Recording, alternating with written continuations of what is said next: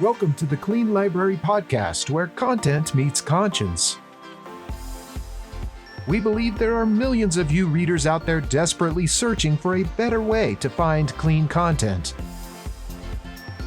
Each episode, we will introduce you to a new author of clean books, giving you, your family, and your friends clean options.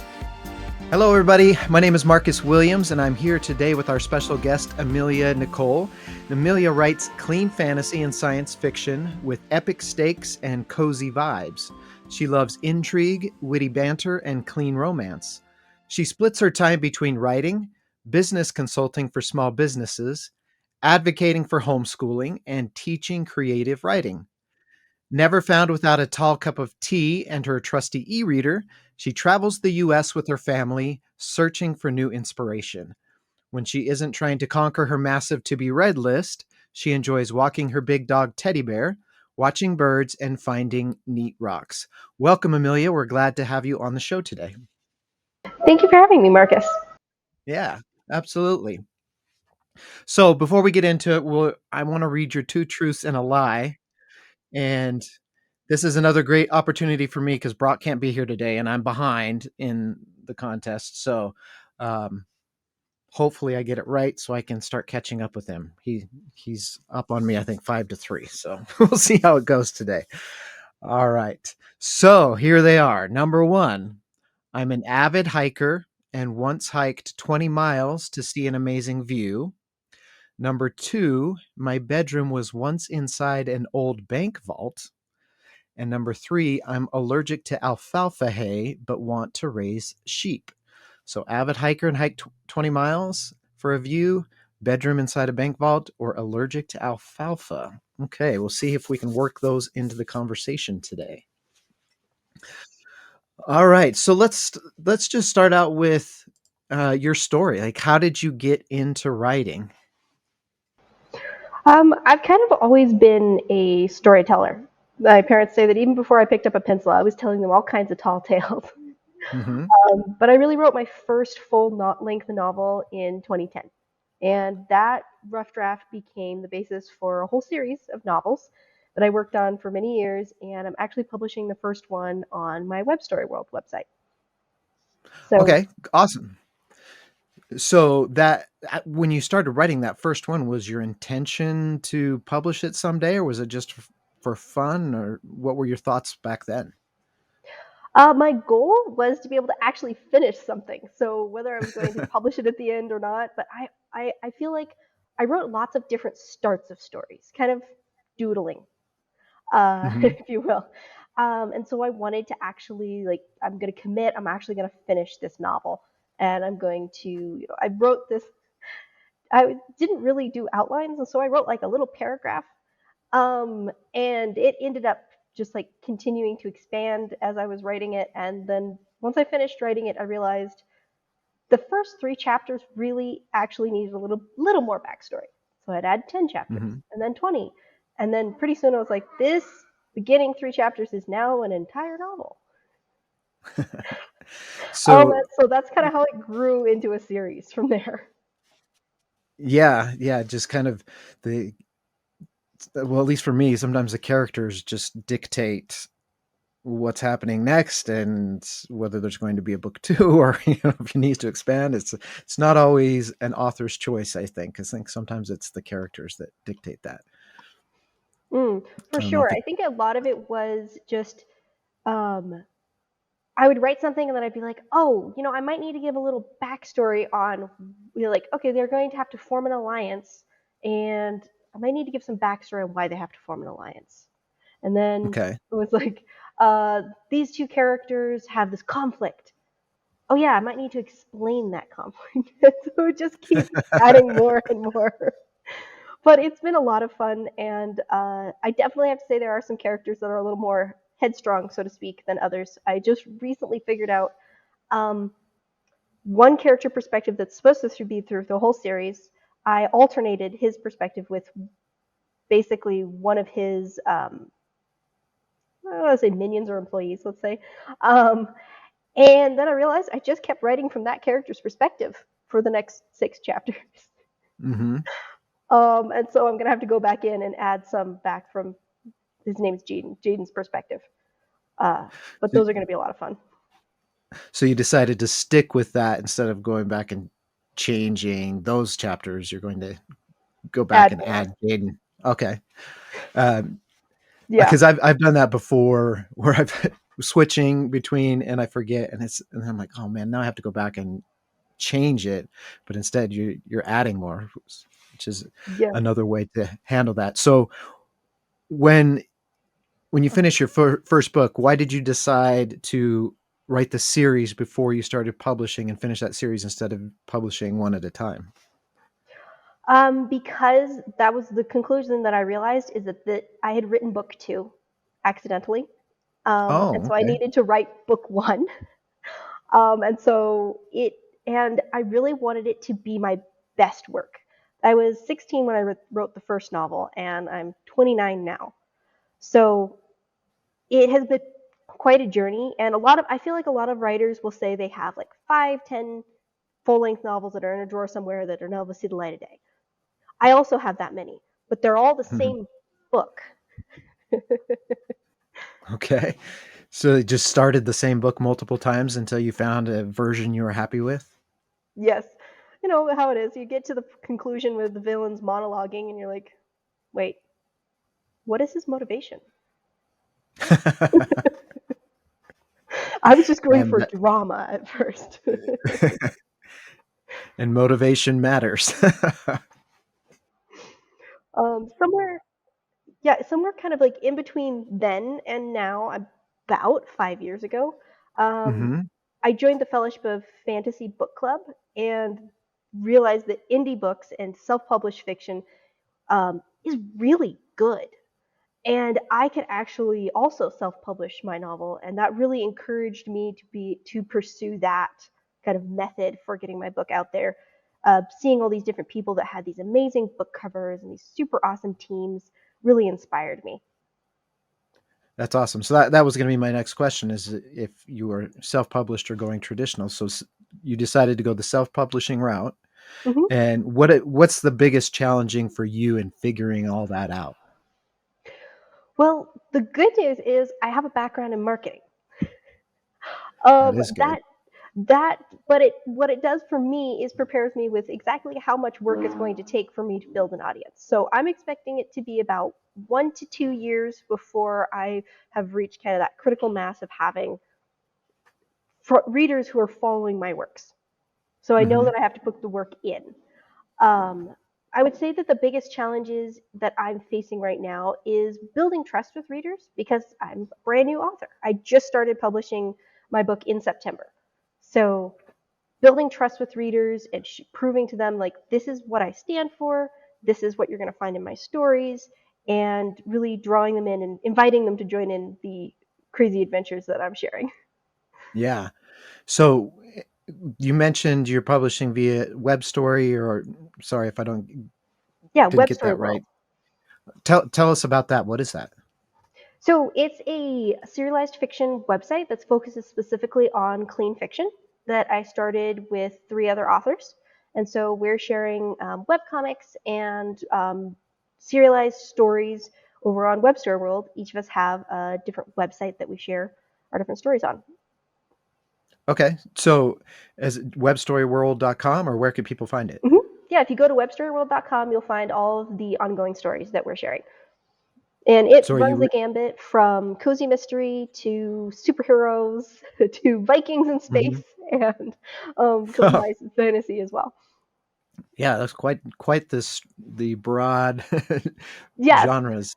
That's awesome. So is it a subscription service or do people have to pay to have access to those serials or how does what's the model there? we share all of them for free, but if you want early access to the stories and bonus content, you can sign up for the different Ko-fi subscriptions that we have, Okay. starting at $1 a month. Okay, Oh, awesome. So a little bit, but like some of the other sites, like a Patreon or whatever, where you can pay to get special access, but you get access to the actual stories for free. So is mhm. it like a chapter drops every week, or it depends on the author? How does that work? the Depends serialized on the part? author, but I'm sharing chapters every week. I know that the Jasmine Natasha, who's doing her webcomic, she shares every other week.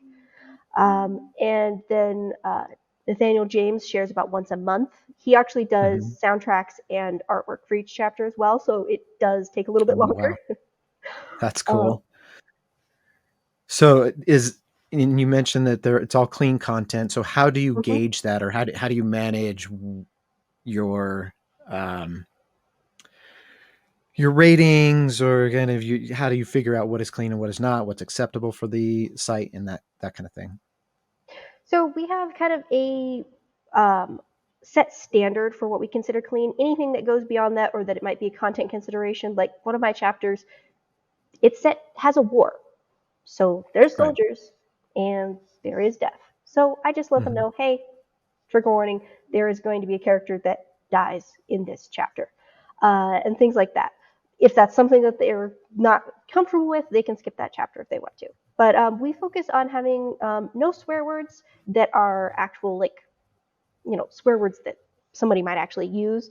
They can be made up. That's fine. Um, Hmm. and low to no spice, as well Okay. as a limit on the graphic nature of the violence in the stories.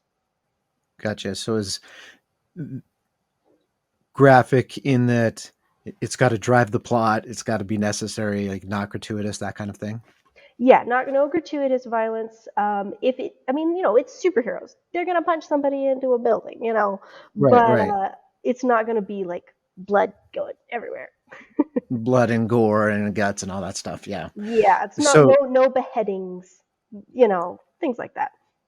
mhm. And maybe it will evolve over time as you add more authors or whatever. But like Hmm. as we've talked to authors and we've kind of gone down this journey of what is clean and how do you rate it, especially in romance, there are very, very specific levels of like what can be included in to be this level or that level and to be considered sweet or to be considered cozy, and like it can get confusing. There's uh, so many words to use and so many different opinions and values. So with the authors and creators that you have on your site, was that a conversation that you all had together and agreed on something, or is it just you kind of all had the same values to start with, or how do you formalize what is acceptable? So we have a lot of the similar values. When it comes to these different things. And we had a conversation and we actually wrote out, okay, these are the things that we all agree are not acceptable. We don't want to read this, so we're not going to write that. And then when it comes to anything that might not be covered in those guidelines that we have, um, we'll take it on a case by case basis. We'll discuss it and be like, hey, what do we feel about this? Does it need a warning on it that this is a higher rating? We try to keep it basically PG-13. Lower PG-13 is kind of, the early Marvel movies would kind of be a really good example for kind of our guideline. Got you. Very and specific to the early Marvel movies. Yes, unfortunately. Yeah. And your books are kind of a mix of fantasy and sci-fi, is that right? Hmm. So how do you combine those two? Is it made up technology, or are you using like real technology with fantasy characters, or kind of a mix, or how does that work for your stories? Well, for one, I will try to write purely sci-fi or purely fantasy, but then my Okay. brain's like, but what if?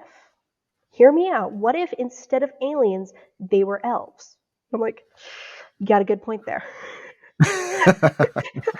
Or in the case with the Tales from Valamir series, it deals a lot with ancient technology, using kind of obscure and new science facts. That's something that really just really inspires me is um, new and interesting science facts. One of the pieces of technology that actually really inspired kind of the core mechanic of the series is the Superman crystals, where they were able Hmm. to basically put like all of the university's data in just to an inch by inch square. They were able to write it on this crystal. And that is one of the core kind of technologies that is throughout the series is crystal based computing. And so, but the main book deals more with the fantasy aspects, the first one. The Yeah. second one is going to go more into the technological side. So it's based on a real technology that's just not very well known, and then you expand upon it in a fantasy world. Yeah, exactly. Okay. So how does that world building work for you? Are you like you've got a big map and all these, you know, tying everything together, or how do you world build? Because that can get super complicated. Well, it's got complicated enough that I just last week started a wiki Hmm. and started filling out all that information because I was like, okay, I have too many separate note pages. I'm going to need to actually put this in a way that I can actually search it.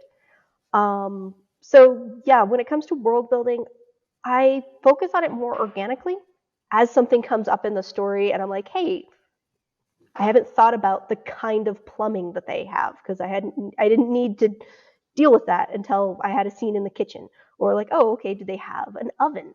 Is it gas? Is it, things like that, and just working on my Right. world building piece by piece as it comes up in the story, which after 12 years of multiple drafts, I ended up with lots and lots of opportunities to build the world out.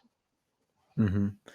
Yeah, I would imagine after 12 years and multiple drafts, a wiki would be necessary to keep it all straight. And So is keep track that of which side characters or mentioned characters. Like, okay, did I mention them? Did they have lines? Did they die? right? You know what? To suddenly be in a scene when he died I in did. I did the have a previous scene book.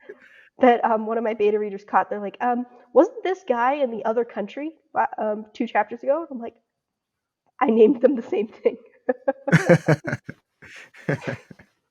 You're like, oh yeah, I meant that for sure. Teleportation. So You one of the others, know. yeah, one of the other things that you've got on your website is a Story Quest Academy. Can you tell us about that? What is that?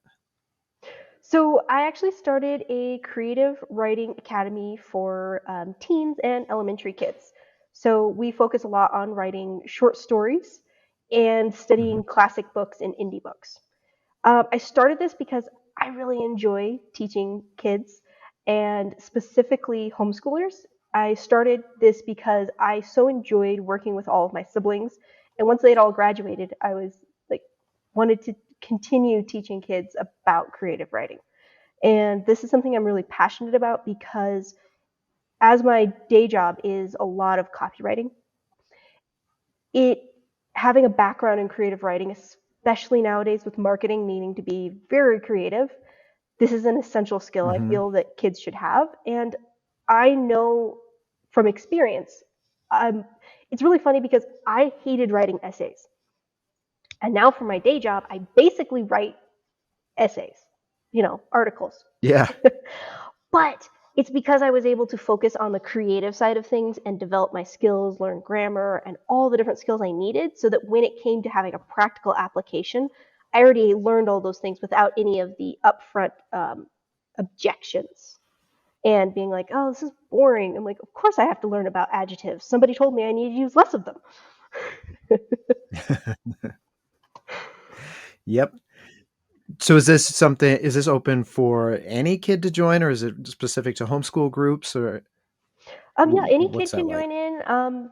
It's available. I have some free resources on there, and I also have self-paced courses.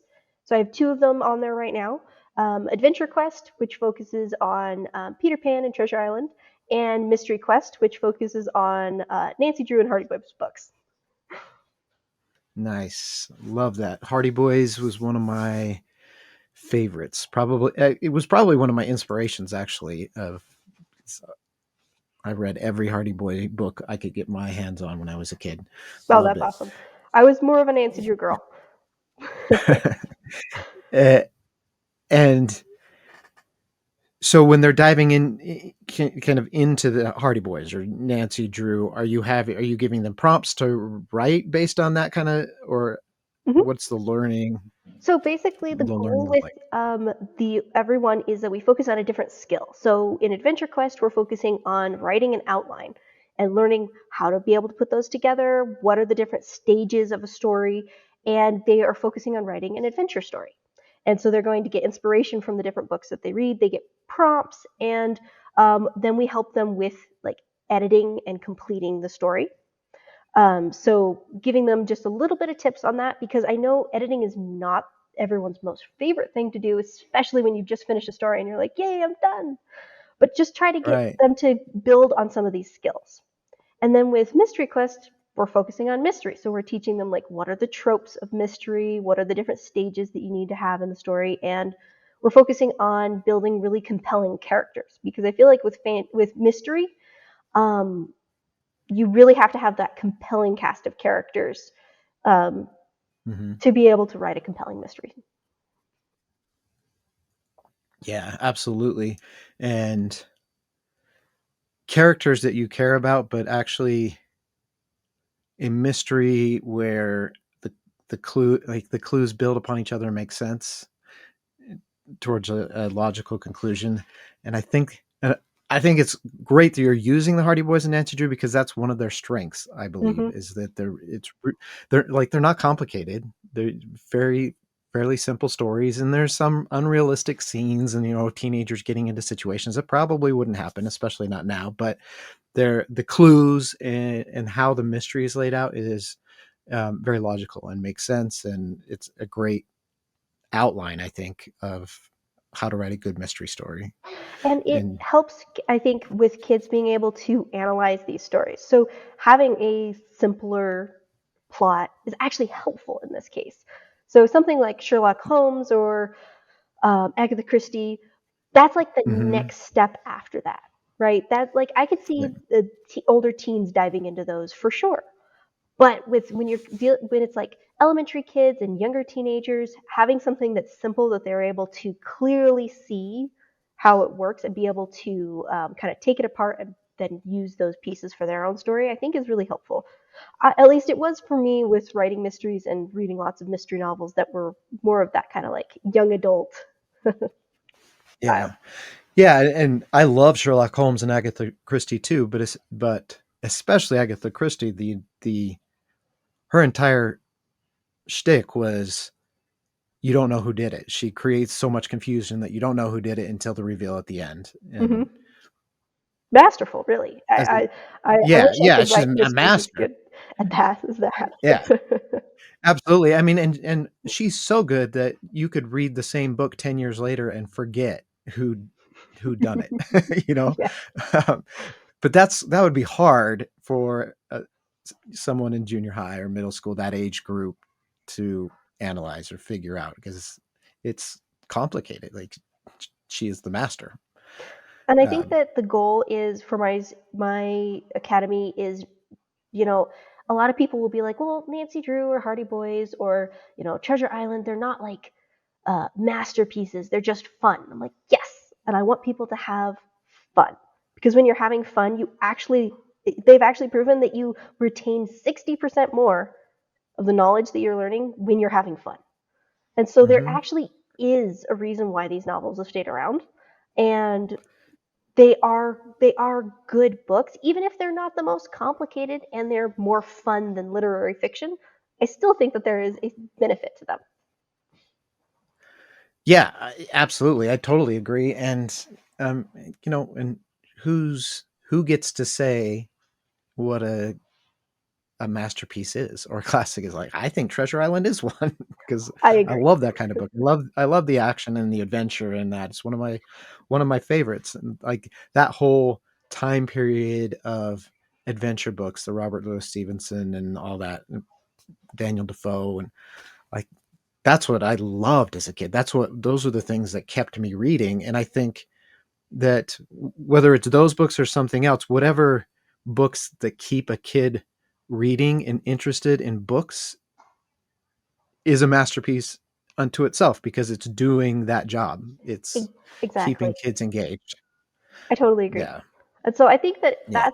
that's kind of the goal is love of reading, love of writing. If we can get those two things down, they're going to be able to use those skills later.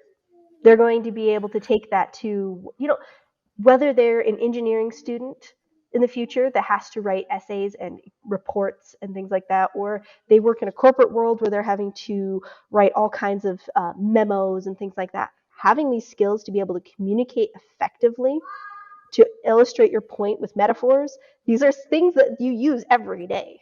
And so the goal Hmm. is for kids to have fun so that they stay engaged. Because I did just about all the different other writing curriculums that there were. I did not like them. Hmm. They would, it would be things like they'd ask questions like interview your stuffed animal. That was the prompt that I was supposed to just go crazy on and write 1,000 words. And I was just like, but you said, but you said there was a dark and stormy night, and the lone knight came to the castle. I'm like, oh yeah, I can work with that. Right. Yeah. Sparking that imagination and really getting kids to just have fun. And especially, I feel like being able to work with kids that are in elementary age, then going into middle school, because I feel like right as they hit high school, there's this effect where it's like elementary and middle schools, they think they're the best writer that ever has ever been. And then they get to Yep. high school and they start to have a little bit more analytical skills. And they realize, oh, maybe not. And I Hmm. want to help people to be able to get past that maybe not, because I know that there are so many young writers who, and there's people that I've talked to where they're like, yeah, somebody told me that I was a terrible writer when I was 14. And so I didn't try again until I was, 42. And they're like, I wish I would have, because it turns out that I was just a teenager that was writing a fun story and it wasn't terrible. Right. Right. And if I think back to that same period, for me, it was that sophomore year of high school when I had that English teacher, the one that like was commas, gerund phrases. Like he's the guy who taught me the grammar, the technical aspects, and that's what got me over that hump of Mm-hmm. I write for fun. I was getting A's in writing. It's all great to that. Okay, now it's harder. He's the one that taught me this is how you take it to the next level. And at the time, I probably didn't like it so much because it was hard. Like he was a hard English teacher, and up to that point, English had always been easy for me. But he's the guy still today that I can look back and say, I know how to do this because of Mr. Howe, because he taught me this in high school and he got me over that hump. And now, and in college, I would, I would rather write a 30-page paper than take a final exam. Yeah. And a lot of people were think that's crazy, but for me, I could knock out a 30-page paper because I loved writing and way better than studying for a test and doing multiple choice. So, and he was kind of that point in that writing career in the secondary education that really hammered that down for me. I think that having someone that is encouraging, but also is like, hey, just because you're starting to notice that there are, let's say that you've posted something you wrote online. A lot of teenagers do this nowadays. And then a bunch of Hmm. people told you all the things that are wrong with it. And you're like, well, guess I'm just a bad writer. I want to help kids to get out of that mindset that there is such thing as a bad writer. A bad writer is someone who doesn't improve. But if you take an improvement mindset, you see, okay, what can I learn from what they're saying? Obviously, Hmm. rant to your friends, cry, then come back a week later, Hmm. take a break from it, see what you can do to improve, see what research that you can do. Maybe they say that it's like the writing is flat. I hate that criticism because it's so unhelpful. But the point is, okay, Yeah, so what does that maybe mean? how can you be more descriptive? How can the characters be more dynamic? How can you put more emotion into this? Having those questions and prompts, and we provide feedback with StoryQuest Academy. So I'm actually going to provide them with feedback, and I have a set of questions that either their parents can go over the questions with them or I can. And then it's like, did Hmm. you did you do the prompt? Did you, here's the things we worked on this month. How did you do on these? And to just be able to give them kind of an assessment, not a grade, so that they're not like, oh no, I did terrible on this, I'm a terrible person. Because I feel like a lot of writers, our writing is so personal that anytime that anyone says something about like the writing not being as up to their standards or having an error, because I mean, we are human, we're like, Yeah. I'm a bad person. And getting people out of that Yeah. mindset, you know? Yeah, and I mean that's a lesson a lot of adult writers could learn really. So learning it as a kid is great. I was recently invited to my local high school Mhm. to talk to kids at lunch, and so she had kids sign up, and I showed up not knowing if it was going to be one or whatever, but it was a great turnout. Just talked about being an author and books and what it means. Um, but the coolest thing about that whole experience is were all the kids that came up to me afterwards said said I'm writing a book, and you helped me because of this, or someone said I'm writing a book and I'm stuck here. What do you think? And I was able to say, well, have you thought about this, or have you considered this, without telling them what to do, just opening up these possibilities of, have you thought about maybe adding a different perspective, a different character's perspective, or connecting these two storylines, and just to see that in their eyes where they were at this block and suddenly it opened up and they were excited to go back home and start writing again.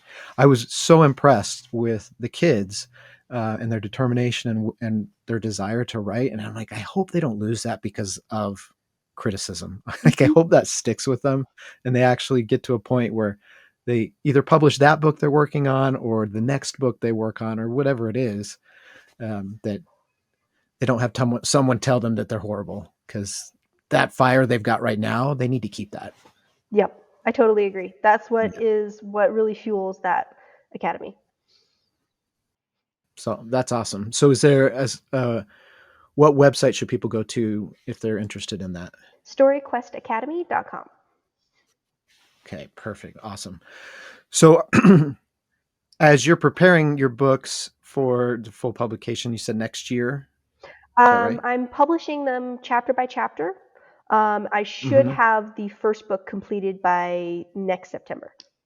This September, then. So are you going to release paperback versions of Mhm. those as well, or like full ebook versions? Yeah, I plan on releasing the ebook and paperback around the same time if I can get the scheduling to work out. Um, but Okay. yeah, that's the goal, is to be able to release those in another format. What I'm doing right now is this is my final draft before sending it to an editor. So there is things that are Okay. going to be able to change. So it's kind of a pre-publication version, for everybody to be Hmm. able to come along with me and enjoy the adventure. And I am having a lot of fun with that for sure. So do you treat them kind of like beta readers and ask for feedback, or I'm do you absolutely have a open separate to thing from that? feedback, but I do have beta readers separate from that. So that it does go Okay. through my alpha and my beta readers first before it is published. So even the people getting the free content, it's really still a sneak peek. Like, they're still getting early access Yeah, basically. to the book. Yeah. Okay. Are you considering creating audiobooks from those as well? Yes, for sure. That's something that I want to work on. I've already had a couple of people reach out interested in adapting it, and I'm like, I definitely am interested in doing that. Um, More formats to me is more fun. So I have plans to be able to create like some interactive um, fiction, short stories using Twine. I'm actually working on a Hmm. short story that I've had for a little while that seemed like it would actually work better in the interactive fiction format. So Hmm. doing a lot of different formats to me is really fun because I feel like you get to explore different aspects each time. Yeah. And the characters take on more depth and just they come alive when it's out loud. Whether it's just straight audiobook narrating or whether it's more of an adaptation. Hmm.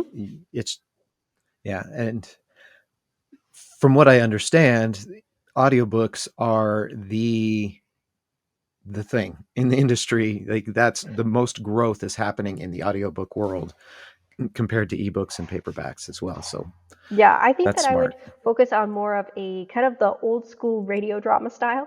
Um, there was a radio drama that me and my siblings listened to of the Foundation series, and I remember Hmm. listening to that. It was so much fun. We had already read the series together.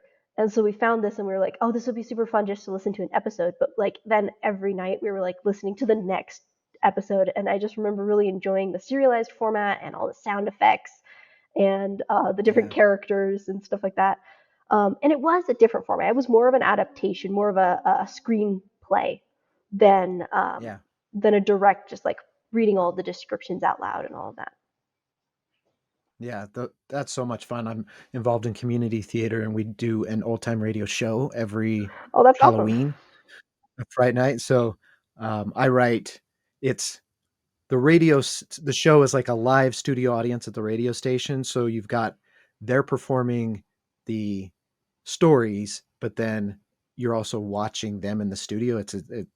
As characters, so there's like story within a story, and it's been a lot of fun. It just last year I adapted Sleepy Hollow Hmm. for it, and it it's tough to do because you want to. There's so much that you want to add in there, but it has to be either sound effect or dialogue, as you know, and you can Hmm. add some narration here and there. But it's so much fun, and we perform that live every year. It's like one I look forward to every year because I just love that format. And I grew up listening. My dad would listen to them because that's what he Hmm. listened to as a kid. So I remember like family road trips late at night. He That's how he would stay awake. But he would listen to old time radio episodes. So I think that's great. And if you can do that with your books, that's awesome. I mean, it's a whole new audience. It's a whole new group Absolutely. of people that you're reaching because everyone has their favorite format and the way they're able to listen and consume. And so I think the more people you can reach, the better. I agree. I think that So, it's been really cool to see how many people who thought that they were not readers turned out they just didn't like sitting and reading a book. They love stories. yeah, And I think that I take a little bit of offense to the concept that audiobooks are not real books. I've heard that from some people. It doesn't count as reading. false. But here's the thing. How do we start with stories? We sat around a campfire and we told stories, or we were at the local pub Yeah. and we heard stories. That's, in my Yeah. opinion, the original form of storytelling. The writing it down and putting it in a book and publishing it with a printing press, that's actually fairly modern as far as it goes. So, Yeah. And frankly, if it weren't for audiobooks, I wouldn't be able to read half of what I read just because working, commuting, I always have an audiobook when I'm doing something else where you can't just walk around with a book in your hand and be safe. mowing the lawn, you know, You or can you driving can to you can work or you whatever. can try, but I wouldn't advise it. Yeah, I would end up running over my foot probably if I tried that. So if you do you have any recommendations of other clean authors that our listeners should check out? I'll try to limit my list a little bit. Okay. I have been reading and participating only for 5 years in this community, but I'm telling you that Fellowship of Fiction Book Club, it really introduced me to so many authors. So I would say Hmm. Cam Shia, she does really fabulous fairy tale retellings, and she also has an urban fantasy series that is really popular. Tara Okay. Grace, she has the Elven Alliance series, which is very sweet, clean romance with lots of intrigue. Absolutely adore that series.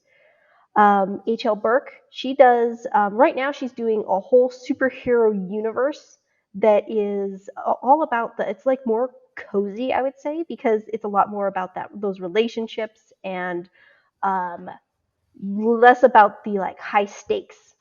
Still lots of drama, but Yeah. really, really fun. Let's see. Trying to think of. Um, H.G. Chambers for his Windwalker series. Really cool world building with mesas and giant raptors instead of like dragon riders. They're raptor riders. That was super Okay. fun. Cool. And just trying to think of. I could probably think of a bunch more, but those are the ones that are off the top of my head. Awesome. All right. So w- we're working on getting a list of all of these recommendations and putting a page on our website because we're getting so many great recommendations. It's hard to remember them all. So um, that's and especially with indie books where it's just it's sometimes harder to find them.